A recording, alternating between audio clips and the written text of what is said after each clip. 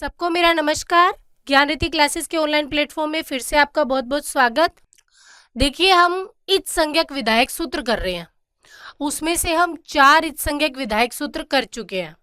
अगर आप लोगों ने वो पहले 4 इच संज्ञक विधायक सूत्रों की क्लासेस नहीं देखी है तो पहले वो देख लेना। अगर आपने वो नहीं देखी ना तो आगे वाले समझ नहीं आएंगे, ठीक है? तो इसलिए पहले उनको देख लेना। ये हमारा है 5वां इच संज्ञक विधायक सूत्र श प्रत्यय। कौन सा है? श प्रत्यय। ये है हमारा 5वां नंबर इच संज्ञक विधायक सूत्र, ठीक है? तो देखते हैं हम इसको। देखिए, श प्रत्यय। प्रत्यय में कौन सी विभक्ति लगी हुई है? पहले तो ये बताओ मुझे। प्रत्यय कौन सी लगी हुई है? षष्ठी लगी हुई है ना। राम शब्द की जैसे षष्ठी एकवचन होता है रामस्य, वैसे ही प्रत्यय शब्द की षष्ठी एकवचन होता है प्रत्यय, ठीक है? तो प्रत्यय कौन सी विभक्ति है? षष्ठी विभक्ति। और श शब्द जो है, ये श है, इसमें भी षष्ठी विभक्ति लगी हुई है। ये हलंत शब्द रूप चलते हैं ऐसे, इसका षष्ठी का एकवचन हो जाता है शह, ठीक है? तो शह प्रत्यय षष्ठी का एकवचन। देखो, प्रत्यय के श की सूत्र का अर्थ समझना। प्रत्यय के श की इच संज्ञा होती है। प्रत्यय के श की इच संज्ञा होती है। तो प्रत्यय के श की, अब कोई भी प्रत्यय है, जैसे मेरे पास श्य प्रत्यय। अब आपको हलंत्यम सूत्र समझाया था, उसके हिसाब से ये तो हलंत्यम से गया, ठीक है? फिर ये प्रत्यय के श की इच संज्ञा किससे हो जाएगी? श प्रत्यय से, ठीक है? तो श की इच संज्ञा किससे हो जाएगी? श प्रत्यय से। तो शेष क्या बचता है इसमें? य। बात समझ में आ रही है? तो ये क्या कह रहा है, देखो हम नीचे इसकी जो वृत्ति दे रखी है उसको देखिए आप। प्रत्यय, इसको तोड़े।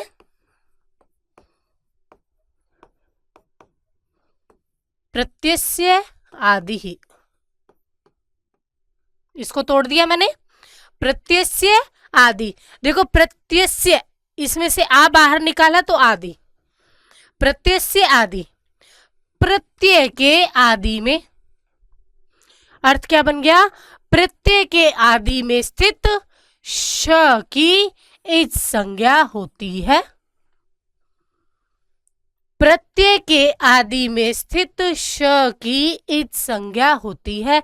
अब ये देखो, आदि में, आदि का मतलब मैंने बताया था प्रारंभ में। आदि का मतलब क्या होता है? प्रारंभ में। तो प्रत्यय के आदि में यानी प्रारंभ में यदि श दे रखा है, सिर्फ श की संज्ञा कर रहा है ये, और किसी की नहीं कर रहा, ये सिर्फ किसकी कर रहा है? श की। तो ये कह रहा है प्रत्यय के आदि में श की संज्ञा हो जाती है। समझ में आ गई? तो श की संज्ञा करेगा। तो यदि कोई भी प्रत्यय है उसके प्रारंभ में श है तो उसकी इच संज्ञा किस सूत्र से होगी? श प्रत्यय से। बात समझ में आ गई? वृत्ति का अर्थ समझ में आ गया? प्रत्यय आदि, प्रत्यय के आदि में स्थित श की इच संज्ञा होती है। श की इच संज्ञा होती है। जैसे देखो, जलपाक है, शब्द बनाते हैं हम। एक हमारे पास शब्द है जलपाक है, तो इसके अंदर क्या है? जल्प तो धातु है और शाकन प्रत्यय, ठीक है? जल्प धातु और शाकन प्रत्यय। अब ये शाकन प्रत्यय न की तो किससे हो गई संज्ञा? किससे हो गई बताओ? हलंत्यम से। न की इस संज्ञा किससे हो गई? हलंत्यम से। अब ये देखो, शाक, शब्द क्या बचा है हमारे पास? शक, शाक। अब ये प्रत्यय के आदि में क्या है? श, तो इसकी इत संज्ञा किससे हो जाएगी? श प्रत्यय से। किससे हो जाएगी? श प्रत्यय से। तो श प्रत्यय से श की इत संज्ञा कर दी, तो शाक को देखो खोलने तो इसकी इत संज्ञा हो गई। और मैंने आपको बार बार बताया है, जिसकी इत संज्ञा होती है उसका क्या हो जाता है? लोप। जिसकी इत संज्ञा होती है उसका लोप हो जाता है। जो ये मैं आपको 6 इत संज्ञक विधायक सूत्र करवा रही हूं ना, इन 6 इत संज्ञक विधायक सूत्रों से जो जो वर्णों की इत संज्ञा हो रही है ना, उसका लोप भी होगा। किससे होगा? तस्य लोप है। किससे हो जाएगा? तस्य लोप से उसका लोप हो जाएगा। देखो नाम से ही पता लग रहा है, तस्य। तस्य मतलब उसका, लोप है, लोप हो जाएगा। किसका? जिसकी इत संज्ञा की है। समझ आ गई? जिसकी इत संज्ञा की है उसका लोप हो जाता है। तो श की इत संज्ञा हो गई। हमारे पास क्या शेष बच गया इसमें? आक। जल्प और आक को मिलाया तो जलपाका बन गया। बन गया? ठीक है, समझ आ रही है ना चीजें? तो जलपाका है। और देखिए भिक्षाक है।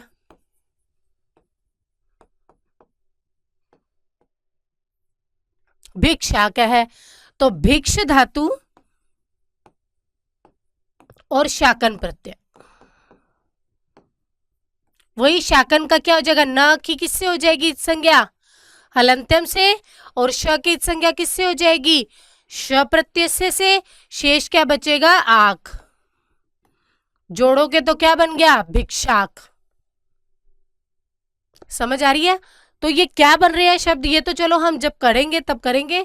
मेन चीज क्या है कि हमारे ये जो इत संज्ञक सूत्र है, ये श की इत संज्ञा कैसे कर रहा है वो हमें देखना है मेन। तो शाकन प्रत्यय में श की इत संज्ञा कर दी। और वराका है, एक शब्द और भी होता है सही, वराका है। इसमें क्या होता है? व्री धातु और शाकन प्रत्यय। तो यहां पर भी शाकन की शाकन के श की इत संज्ञा किससे हो जाएगी? श प्रत्यय से। आई बात समझ में? ये बहुत इंपॉर्टेंट चीजें बता रही हूं आपको। अब आपसे पेपर में कोई भी प्रत्यय दे दिया, शाकन दे दिया, श्य प्रत्यय दे दिया, कोई भी प्रत्यय दे दिया और पूछ लिया कि इसमें श की इत संज्ञा किससे हुई है, और ये जो इत संज्ञक विधायक 6 सूत्र है ना, ये 6 के 6 सूत्रों में से कोई भी 4 दे देंगे। आपको जब पता होगा कि श की इत संज्ञा के लिए एक ही सूत्र है, श प्रत्यय, तो आप तुरंत बता दोगे कि श प्रत्यय से श की इत संज्ञा हुई है। ठीक है, तो ये चीज आपको ध्यान रखनी है। क्लियर? समझ आ गई बात? प्रत्यय से श प्रत्यय की इत संज्ञा होती है, और श प्रत्यय की इत संज्ञा जो होगी प्रत्यय के आदि में होगा। वो श जो है वो कहां होगा? प्रत्यय के आदि में होगा, तो उसकी इत संज्ञा हो जाएगी। बात समझ में आ गई? तो ये छोटे छोटे से इत संज्ञक सूत्र है। अब इसमें देखो प्रश्न क्या बन जाएगा। श की इत संज्ञा कहां होती है? प्रत्यय के आदि में। श की इत संज्ञा कहां होती है? प्रत्यय के आदि में। दूसरा प्रश्न, श की इत संज्ञक, श की इत संज्ञा किस सूत्र से होती है? श की इत संज्ञा किस सूत्र से होती है? तो श की इत संज्ञा किससे बता दोगे? श प्रत्यय से। समझ आ रही है ना बात? श प्रत्यय से श की क्या हो जाती है? इत संज्ञा। समझ आ रही है बात? ठीक है, तो श प्रत्यय से श की इत संज्ञा। और देखो इसमें प्रश्न क्या बन सकता है कि श दे दिया और इसमें पूछ ले य की इत संज्ञा किससे होगी? हलंत्यम से। और श की इत संज्ञा किससे होगी? श प्रत्यय से। ठीक है, ये तो एक छोटा सा सूत्र है, बस सिर्फ श की इत संज्ञा करने के लिए ये एक सूत्र आया है, श प्रत्यय से। ठीक है, तो ये सूत्रों को अच्छे से पढ़ लेना, कौन सा सूत्र क्या कर रहा है, किस सूत्र से किन किन वर्णों की संज्ञा हो रही है। हमने हलंत्यम पढ़ा, अंतिम हल की संज्ञा, उपदेशीय अनुनासिक पढ़ा, अनुनासिक स्वरों की संज्ञा, फिर लशक्व तद्धिते पढ़ा जो ल श और क वर्ग की संज्ञा करता था।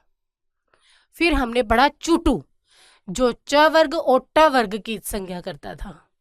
फिर हमने पढ़ा श प्रत्यय जो श की संज्ञा कर रहा है। श भी कैसा, जो प्रत्यय के आदि में आया होगा, हर किसी श की नहीं करेगा ये।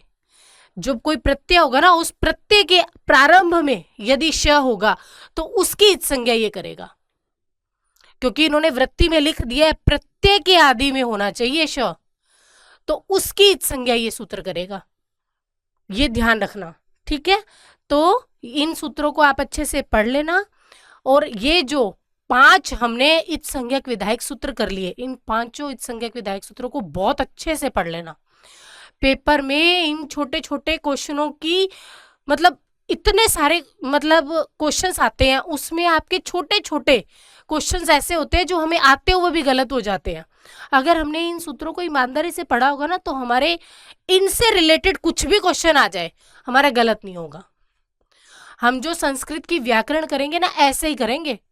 पूरी संस्कृत की व्याकरण को हम शब्दों को, सूत्रों को तोड़ तोड़ करके रख देंगे अलग अलग, तो क्या हमारा एक भी प्रश्न गलत होगा? नहीं होगा। ठीक है, तो इसलिए इन सूत्रों को अच्छे से पढ़ लेना। मिलते हैं लास्ट अंतिम इच संज्ञक सूत्र के साथ अगली क्लास में। Thank you.